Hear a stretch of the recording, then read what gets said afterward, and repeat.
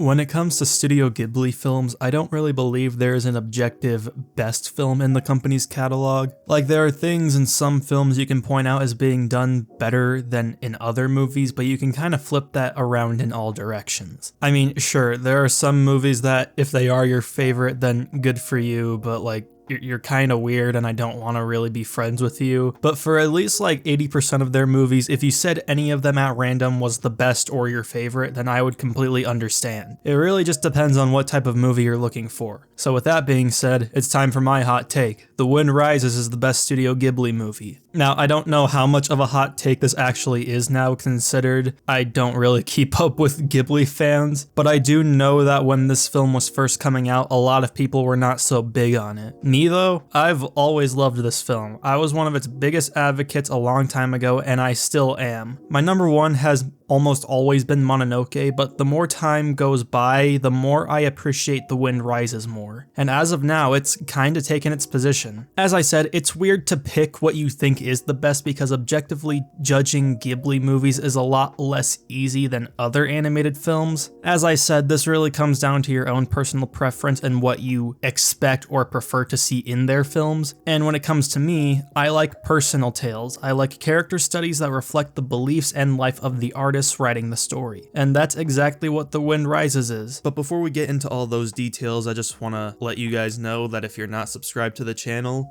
please subscribe. We just hit 5,000 subscribers the other day, and that's an amazing accomplishment. I'm really grateful for that. I'm very glad that you guys are letting me make my random videos on random pieces of media, and I hope to continue making these types of videos. So if you enjoy this type of content where I just talk about different movies, anime, TV shows, books, then you should definitely subscribe. I'm gonna continue making videos like this. So once again, if you like these types of videos, subscribe to the channel, and thank you guys for 5,000. With that being said, let's get back to the video.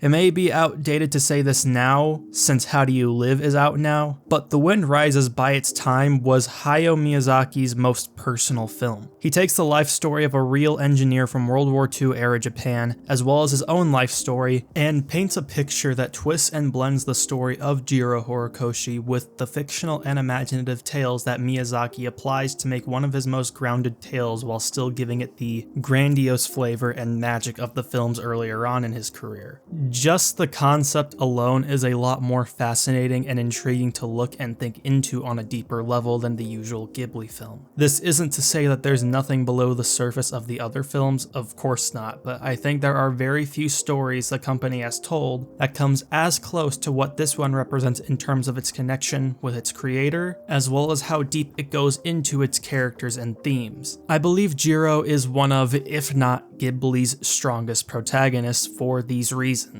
Funnily enough, almost everything in this movie is entirely made up despite being a quote-unquote biopic, but in this case it works because they're still heavily influenced by the events of Jiro's life and doesn't take away or twist what type of man he was for the sake of Miyazaki's point of view. One of the few issues I ever seem to have with Ghibli movies is how, at times, we're kept at a bit of a distance from the characters, especially the protagonists. I know that character pieces aren't typically what these films are going for, but I still find a hard time resonating and connecting with a lot of Ghibli heroes. Of course, this doesn't apply to all of them, but in the films that I didn't enjoy as much as others, it was always my biggest issue. I understand this more for films like Ponyo, since those characters are meant to solely resonate with young audiences, but for other films it's a bit more prominent. The world building and visual storytelling always keeps me invested, but the characters often feel like they're being carried throughout by them. This isn't an issue with The Wind Rises for me, as he is the driving force of the plot, and has a more grounded and realistic character arc despite its tragic nature. Like Miyazaki, he is a man married to his craft. He's in love with his art and is fascinated by the manufacturing of planes to the point he meets his hero in his dreams, and creates a friendship and professional respect with him in these dreams. Jiro and Caproni never met in real life and never really met in the film, but their meetings in these dreams are treated as real as the true events going on. While it isn't anything new, it's a great and creative way to integrate the more mystical elements of Studio Studio Ghibli into the film without it losing its realism.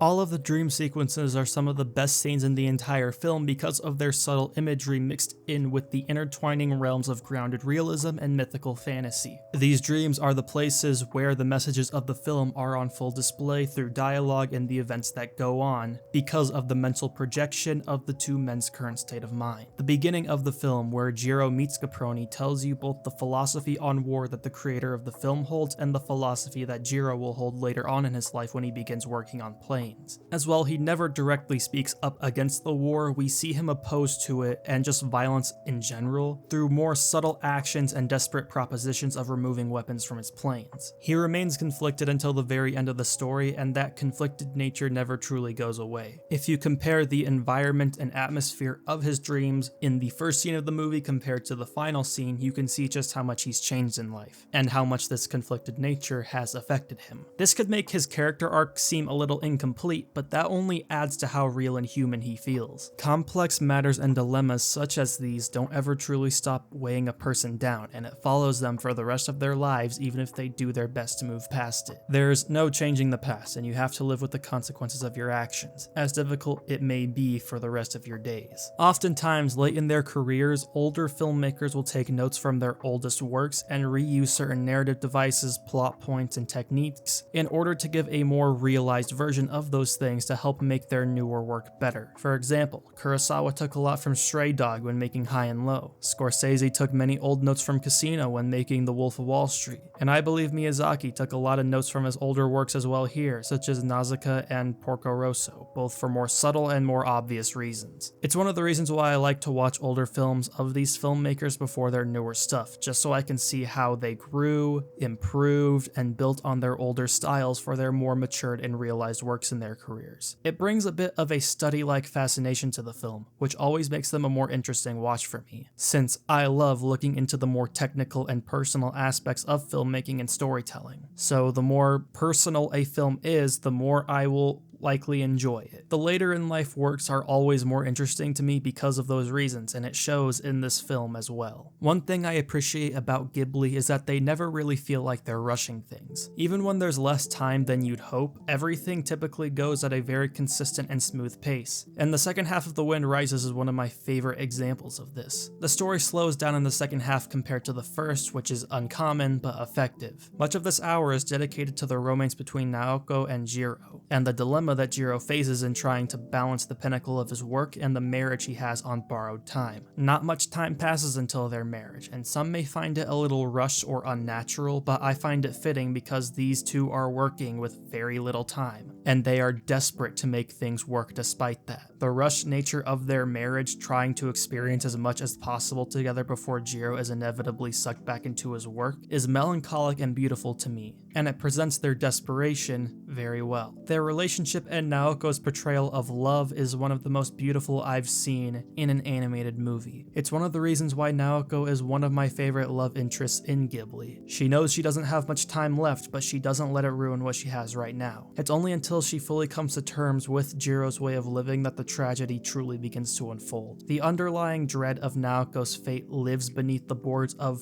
pretty much the entire story, and you can mostly see it coming, but it adds to the devastation of the film's solemn climax that wraps the themes around the narrative up perfectly. So while it isn't the most satisfying or happy conclusion, it's the most fitting and most mature. When I mentioned this being Miyazaki's most personal film up until now, this is what I meant. Following your passions, especially that of an artist, requires you to sacrifice the things you may want in a regular human life, whether it be Jiro's time with Naoko or Miyazaki's relationship with his family. Work can consume someone, and with that work comes the dilemma of choosing between the art that expresses you in your life or the life you have not reached. Sometimes others will make these choices for you, or you'll make them without knowing you've made them, and you won't know you've made that choice until you begin pandering about the path you decided not to take. But regardless of what you lost and what your art and the flow of time takes away from and gives to you, you should continue living. Life still has more in store, and the path you're walking on has not ended just yet. So you need to keep going and continue discovering what's left for you to see until your time has come. The past will live with you forever, and you cannot change your choices, but you can choose whether to live in regret of these consequences or appreciate all the wonderful things you've experienced and try to experience more. Both the appreciation and regret regret will likely weigh on you, and you can never fully take one without the other. It's a part of life and it's part of being human. It's simply up to you how you continue to live, and it's up to you how things will turn out from here. The Wind Rises takes the stories of these creators and by the end begs the question, was it worth it? Which is given no clear answer because even they're still wondering that themselves. We all know the memes about Miyazaki not liking his son's movies, and while no specific story has ever come out with like an apology or Miyazaki talking about how he regrets not being a better father, you can kind of tell through his work such as The Wind Rises and especially Ponyo that he does have some guilt and regret over not being more present in his family's lives.